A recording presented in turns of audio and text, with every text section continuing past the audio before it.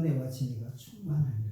그래서 그 아들 예수 그리스도가 가지고 있는 그 진리는 바로 성령님의 진리가 들어갔고, 또한 아버지는 그 진리 자체이시죠. 그러니까 아버지께서 하시는 그 말씀, 모든 말씀은 진리요, 그는 진리 그 자체이십니다.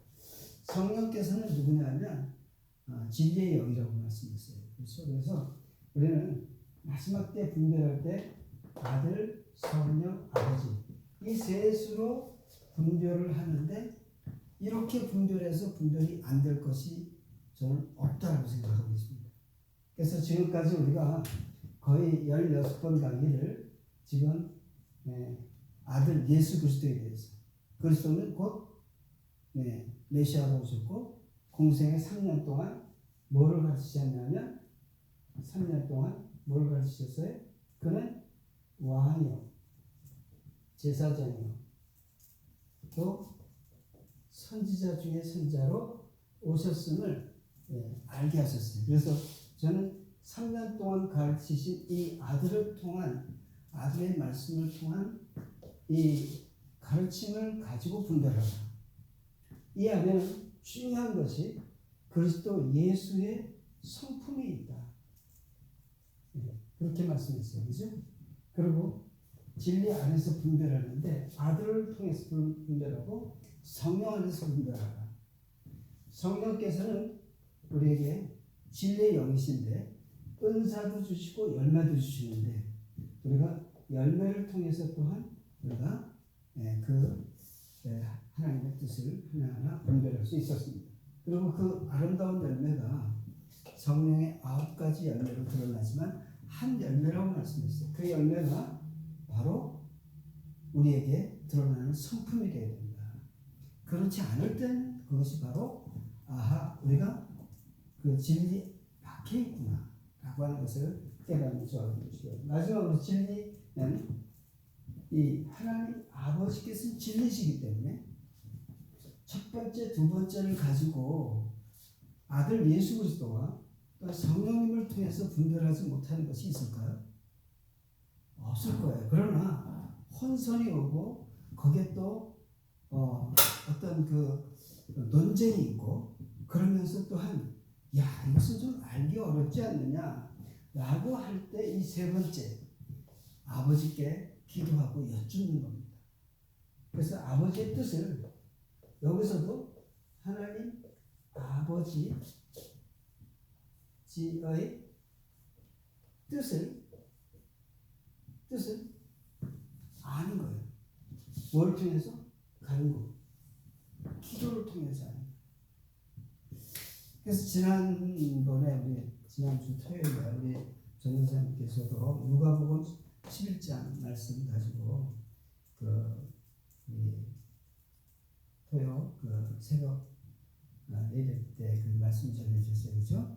그 말씀이 바로 저는 우리가 아버지와 아들과 성령으로 구할 때, 즉 다시 말해서 내가 마지막 단계에서 혼선이 오고 아주 델리케이트한 문제가 있을 때 하나님 앞에 질문하는 것으로 우리는 또 답을 얻어야 되지 않겠느냐, 이런 생각을 하면서 누가복음 11장 9절부터 13절 다시 한번 읽습니다. 누가복음 11장 9절부터 제가 읽을게요.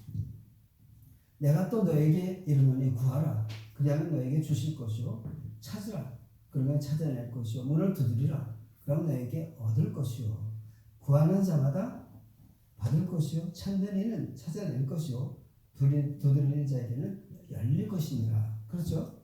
이 기도의 원리를 어떻게 했어요? 지금 구하라, 찾으라, 두드리라. 지금 우리가 어떤 큰 질문이 생겼습니다.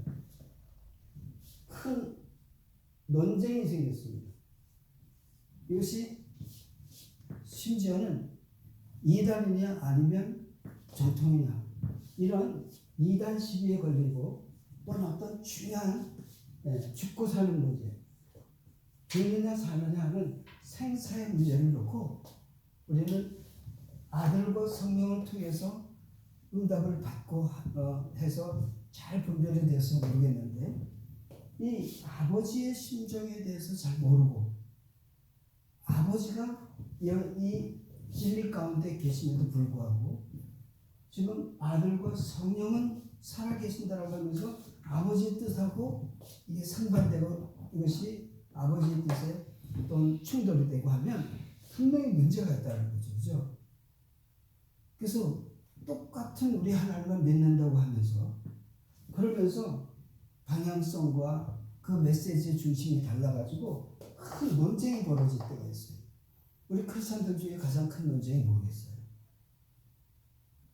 우리 크리스찬들 중에 가장 큰 논쟁이 교회 안에서 벌어지는 것 중에 뭐가 있겠냐? 예를 들어서 그런 논쟁들, 이단, 이 여호와의 증인도 그렇고 신천지도 그렇고 또 구원파도 그렇고 성경을 들고 다녀요. 그러면 성경 하나님 말씀 믿잖아요. 그죠? 이 사람들이 예수 그리스도의 보혈의 피 때문에 우리가 죄사함 받았다는 거 얘기해요. 그 성령님 얘기도 해요. 그렇죠. 그런데 도대체 왜 이단이라고 하고 여기에 논쟁이 붙는데 이것은 사실은 아주 심각한 논쟁이 들어갈 수 있습니다. 우리 신앙 가운데 죽는 데 사는. 예. 그런 문제가 뭐가 있을까요? 이단에 대한 논쟁, 아주 죽는 데 사느냐 이 문제는 뭐겠어요, 여러분? 논쟁 중에 문제. 이게 구원이에요, 구원. 아니, 크리스천들이 구원에 대해서 아주 우리가 성경도 주셨지, 예수 그리스도를 영접했지, 성령 세례도 받았지. 그런데 거기에 대해서 구원이 서로 달라서 이단하고 막 그런 일들이 일어나는데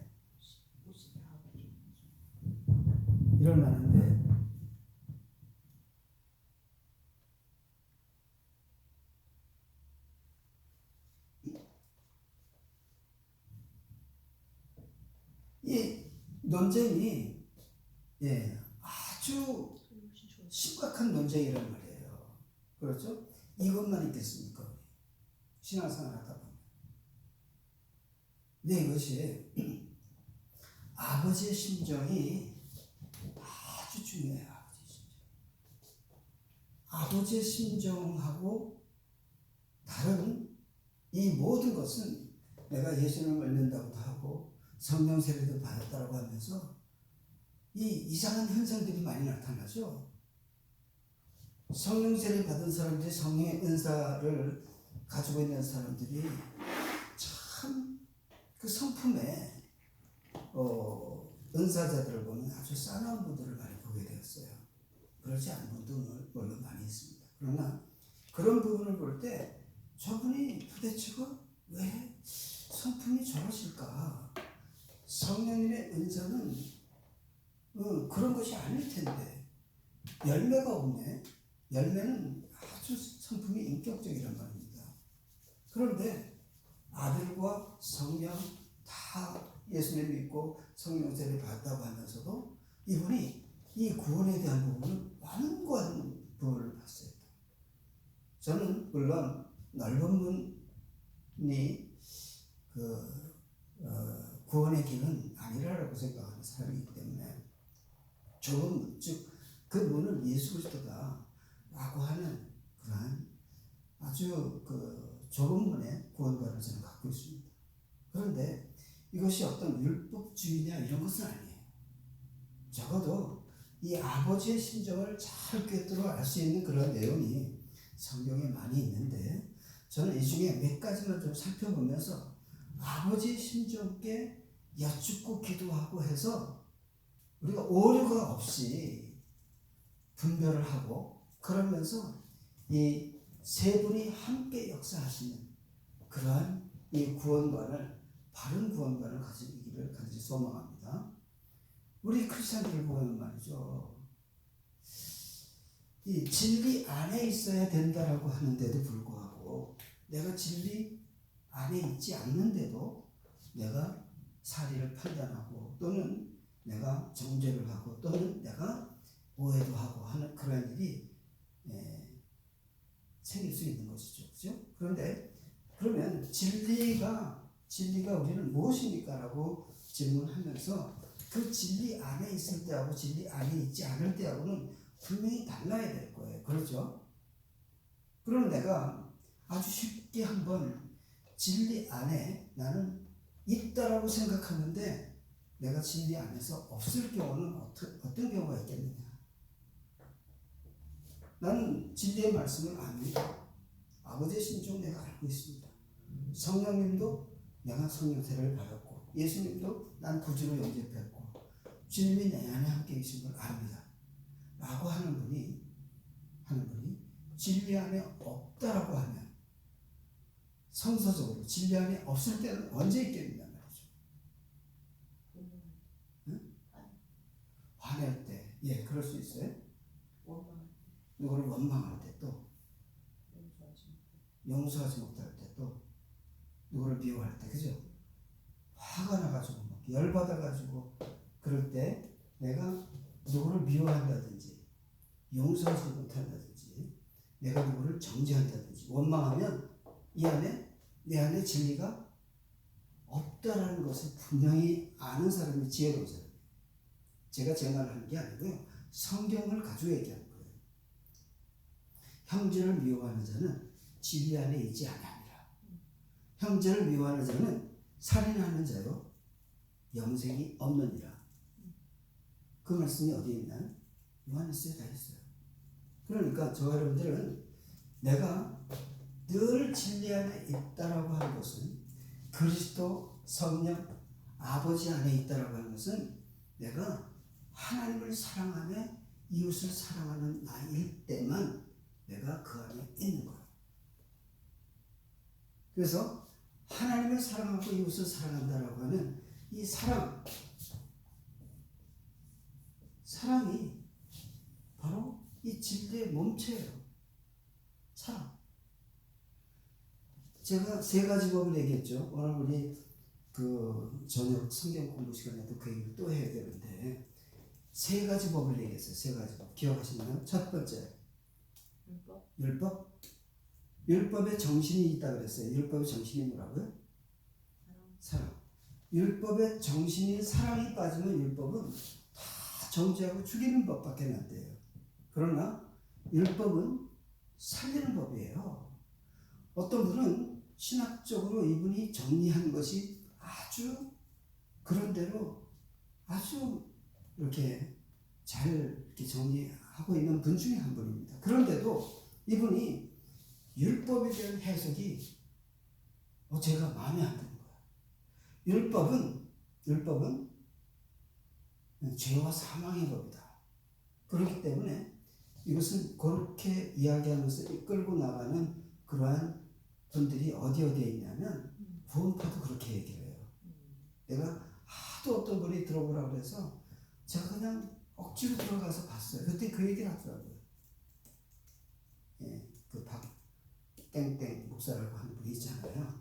네, 구원파에 박옥수. 그래서 제가 들어가서 하도 어떤 분이 그러니까 다시 한번 들어가서 봤는데 이 율법에 대한 그 부분을 죄와 사망의 법이기 때문에 이 율법으로는 의에 이를 사람이 한 명도 없다. 맞아요, 그죠? 그런데 그렇게 얘기하면서 율법은 온전한 법이 아니다 라고 얘기를 하는 거에서부터 이 사람들 신학이 잘못돼가는 거예요.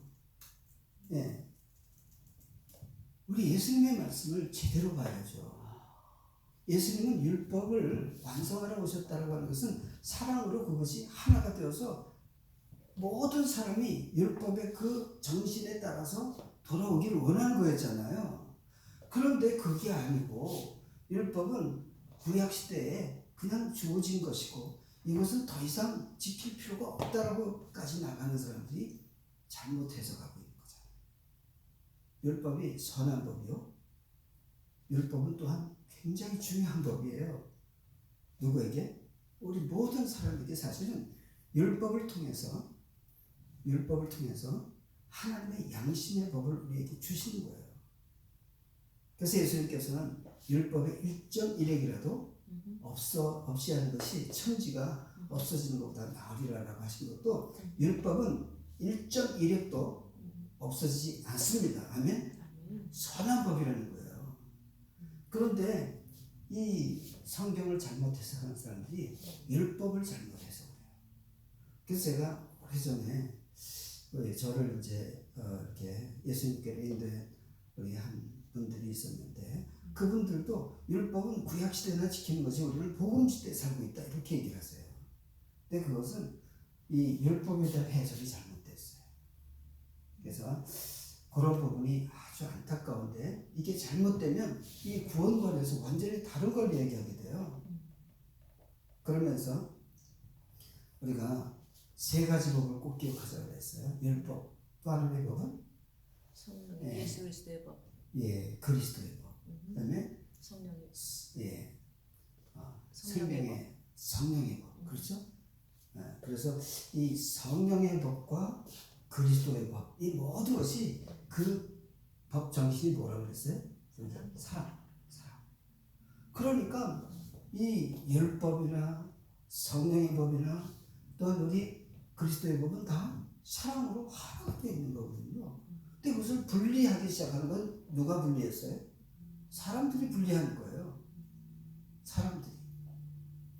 그래서 저와 여러분들은 이 아버지와 아들과 성령을 통해서 분별하는데 아버지 심정을 좀 더 우리가 알고 아버지 앞에 구할 수 있는 저와 여러분 되시길 바랍니다. 그래서 어떻게 구하느냐? 구하고 또 찾고 그러면 구하고 또 찾고 두드리면 우리가 받고 찾아내고 열릴 것이라고 말씀했는데 이것은 너희 중에 아버지 된 자로서 누가 아들이 생선을 달라 하는데 생선 대신에 뱀을 주겠느냐 알을 달라 하는데 전갈을 주겠느냐 이게 중요한 포인트예요.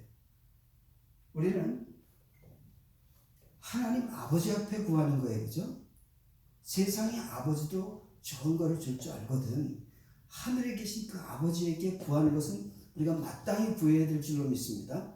마지막 때 우리가 논쟁이 있다든지 큰 질문이 있다든지 아주 애매해. 내 인생에 이것은 정말 어려운 그런 문제야 라고 할 때 하나님 앞에 이 논쟁의 문제를 놓고 기도하는 자는 지혜로운 자인 줄로 믿습니다. 그러면서 어떻게 기도하냐면요. 하나님 아버지 이러한 논쟁이 우리 크리스찬 형제들 간에 있습니다. 이것을 바르게 해석할 수 있는 지혜를 주시고 또한 이 말씀의 뜻을 우리 주님께서 분명하게 정확하게 알려주실 때 그 뜻을 가지고 다 살리는 그러한 말씀이 될 수 있도록 저를 인도해 주시길 바랍니다. 라고 간절히 기도하는데 그러면 어떤 일이 일어날까요? 하나님께서 들으시고 그냥 네 마음대로 해 그러실까요? 그러지는 않겠다고 저는 생각해요. 그래서 너희가 악할지라도 좋은 것을 줄 줄 아는데 아버지께서는 구하는 자에게 가장 좋은 것 또는 오늘 대목에는 성령을 주시지 않겠느냐라고 하셨는데 이 내가 성령이에요. 가장 좋은 앤서를 하시겠다라는 거죠. 그죠? 무엇이든지 우리가 구할 때 가장 적합한 앤서를 하시겠다는 거잖아요. 그렇죠?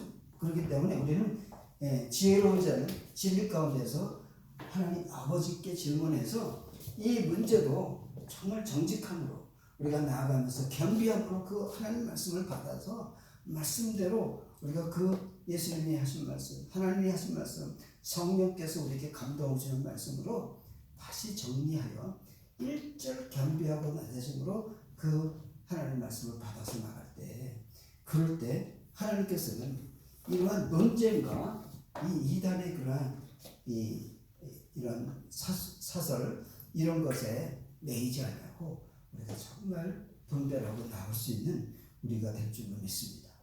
아멘. 그래서 제가 얼마 전에는 그 신천지에서 또 이메일이 하나 왔어요. 그 여자분인 것 같아요. 청년이라고요. 그러면서 신천지 성도인데 저를 목사님이라고 칭호를 하면서 보냈어요. 그러면서 이러이러한 남은 자 이런 거 그것이 지금 오늘날의 그 이만희 교주라고 하는 것을 이렇게 빗대서 얘기를 하면서 글을 보내왔어요. 그래서 제가 이렇게 얘기했어요. 참 신천지가 이렇게 이단 시대고 한 것을 우리 청년 그 자매님도 많이 들으셨으리라 보는데 한번 이렇게 좀 기도하세요라고 했어요.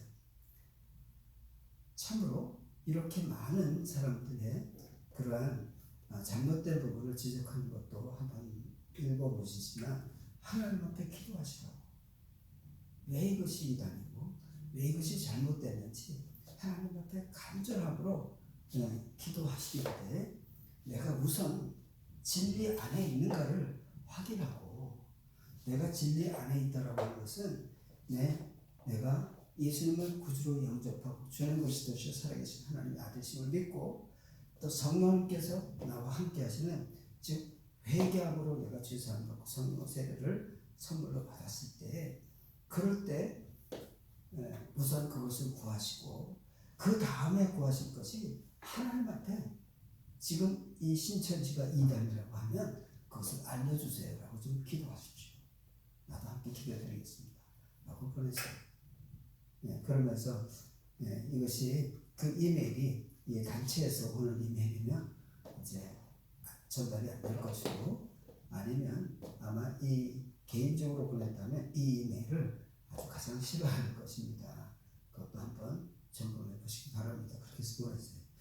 근데 저는 이 아버지의 심정 가운데 이 참 중요한 심정을 우리가 말씀을 통해서 한번 정리하면서 오늘 좀 분별을 좀 했으면 좋겠습니다. 그래서 오늘 말씀에 포도원의 비유를 저와 여러분 아시죠? 마태복음 21장 28절로 31절까지인데요. 이렇게 메모하실 분 하시고 제가 읽을게요. 마태복음 21장 28절로 31절. 이제 예수님께서 두 아들의 비유를 말씀하세요. 너희 생각에는 어떠하뇨? 한 사람이 두 아들이 있는데 맏아들에게 가서 이르되 오늘 포도원에 가서 일하라 라고 하니 대답하여 그러되 아버지여 가겠소이다 하더니 가지 아니하고 둘째 아들에게 또 가셨어요. 또 이같이 말하는데 포도원에 가서 일하라 라고 했더니 실소이다 하더니 그 후에 뉘우치고 갔으니 그 둘 중에 누가 아버지의 뜻대로 하였느냐 이렇게 말씀을 질문했을 때 둘째 아들입니다. 이렇게 답을 해요. 예수님께서는 이 두 아들의 비유를 이야기하실 때 그 주위에 그 예수님의 말씀을 듣는 그 무리들이 있고 그 안에는 제자들이 있고 또 그 안에는 누가 있었나요? 바리새인과 서기관과 장로들이 있었고 또한 창기와 세리들이 있었습니다. 그래서 예수님께서 하신 그 두 아들의 비유는 지금 여러 두 아들의 비유도 있지만 이 부분을 통해서 아버지의 뜻을 한번 알아볼 수 있기 바랍니다. 누가 아버지의 뜻을 행하였느냐 그랬단 말이죠. 첫째 아들은 비유컨대 이것은 성전 맡은 자, 대제사장들, 서기관들, 장로들, 즉 성전을 맡고 하나님의 일을 감당한다라고 하는 사람들, 이 사람들을 첫째 아들로 봤어요. 예수님의 그 무리들 앞에 있는 그 가운데 첫째 아들, 둘째 아들은 창기와 세리였어요. 즉 어떻게 보면 그 하나님 아버지의 뜻대로 살지 못하고 오히려 어긋나 있는 그러한 두 번째 아들의 모습이죠. 그런데 오늘 본문의 말씀은 첫째 아들 하나님의 일을 감당하고 있다고 하면서도 아버지가 포도원에 가서 일하라 라고 하니까 하겠습니다 그러고 안 해요. 그런 아들의 부류가 성전 맡은 자, 또 대제사장들, 하나님께 택함받은 사람이라고 하는 사람들이 오히려 그 일을 안 해. 그런데 창기와 세리가 누가 싫다고 하더니 바쁘다고 할 시간이 없다라고 하더니 돌이켜서 와서 했다 라고 할 때 누가 아버지의 뜻대로 하였느냐? 둘째 아들입니다. 이 말씀을 하면서 예수님이 아주 중요한 말씀을 하셨어요. 그 다음에 뭐라고 하셨냐면 창기와 세리가 너희보다도 더 먼저 천국에 들어가리라 이런 말씀을 하셨어요. 이 말씀 하시면서 또 한 말씀 먼저 된 자가 나중 되고 나중 된 자가 먼저 된 자가 하셨어요. 이 말씀을 해석이 잘 안 되는 거예요, 사람들이. 지금 앞뒤 말씀을 쭉 연결해서 보면 먼저 된 자가 나중 된다는 것이 하나님의 뜻을 아는 자가 하나님의 뜻을 전혀 안 하고 그런 쪽으로 빠졌다라고 하는 얘기거든요. 그리고 우리가 볼 때는 방탕하고 탕자의 비유처럼 그렇게 같은 그 아들이 돌아왔단 말이에요. 그러면서 아버지의 그 포도원에서 일을 한다고 하면 아버지 뜻을 행하는 자는 누구예요? 오히려 타락했다가 돌아온 창기와 세리들이 너희보다 먼저 하나님의 나라에 들어갈 것이다 라고 하는 것은 지금 이 먼저 된 자라고 하는 이 종교 지도자들, 그 지도자들은 천국에 대한 부분이 아직도 이렇게 확정되지도 않았다는 거예요.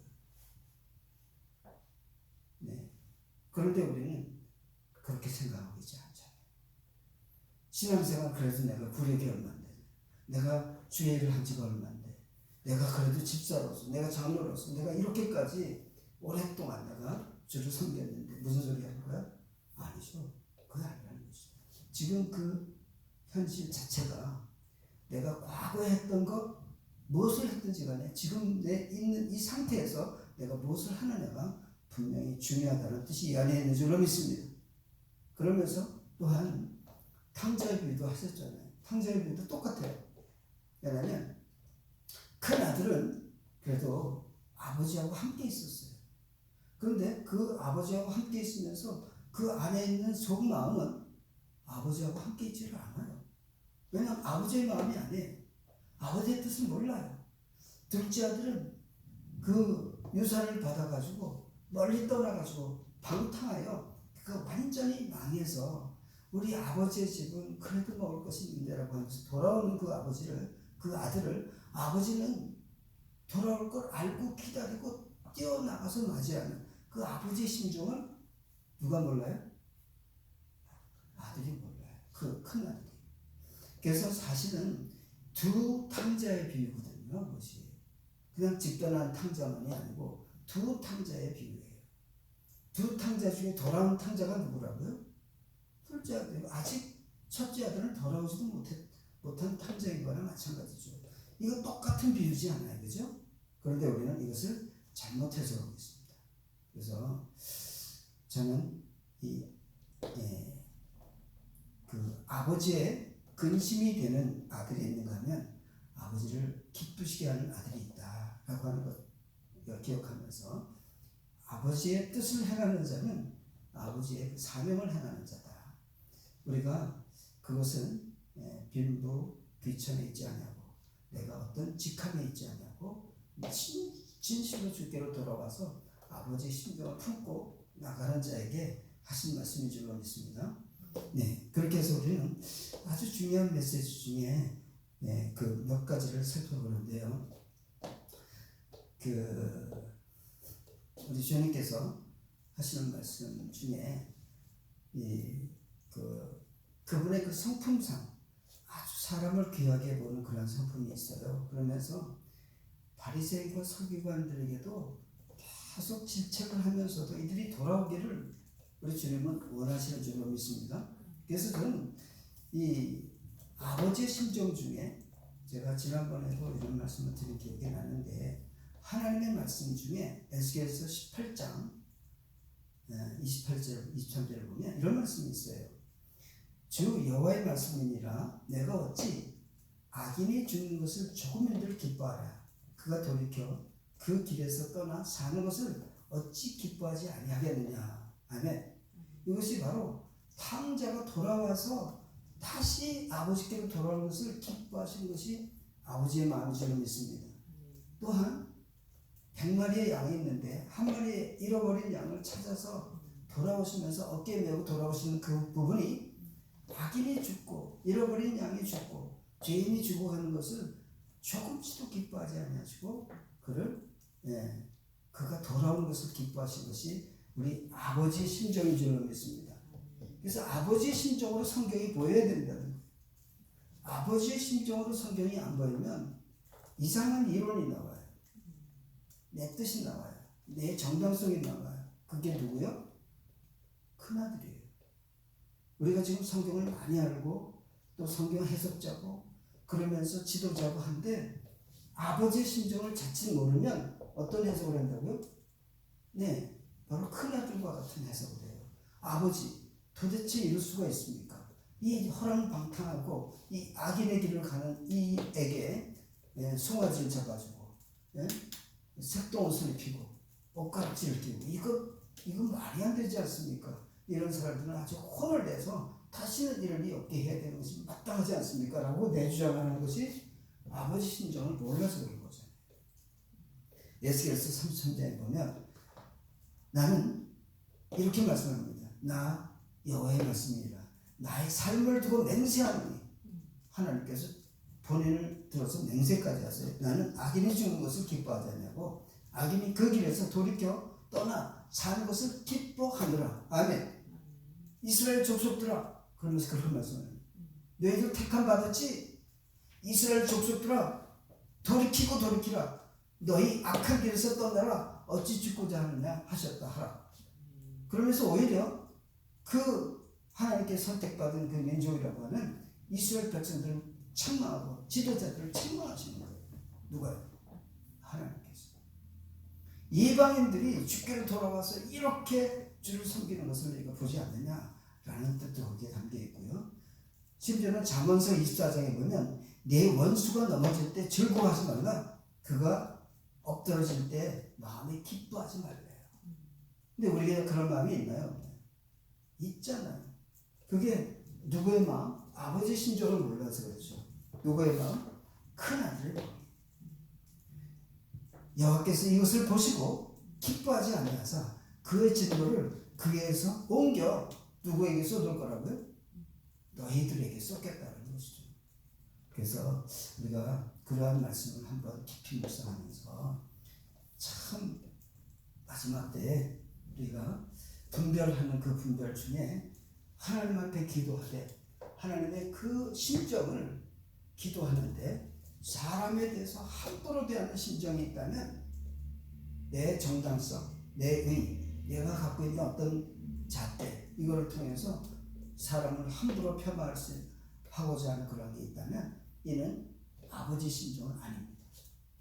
우리 하나님께서는 공의와 또한 사랑의 하나님이시기 때문에 그분이 하신 것은 무엇인지 다 100% 옳지만 우리는 거기에 내 정의와 내 공의를 내가 거기에 나를 붙여서 하는 것은 아주 잘못된 것이라고 생각합니다. 그래서 오늘 분별력 제7강에서 아버지께 질문하는데 그 아버지 앞에 내가 기도하고 간구함으로 가장 선하신 뜻을 발견하고 그 가운데 살리고자 하는 그런 마음을 가지고 또한 사람들을 긍휼히 보고 불쌍히 보면서 우리 함께 나아가는 우리 모두가 될 수 있기를 소망합니다. 아멘.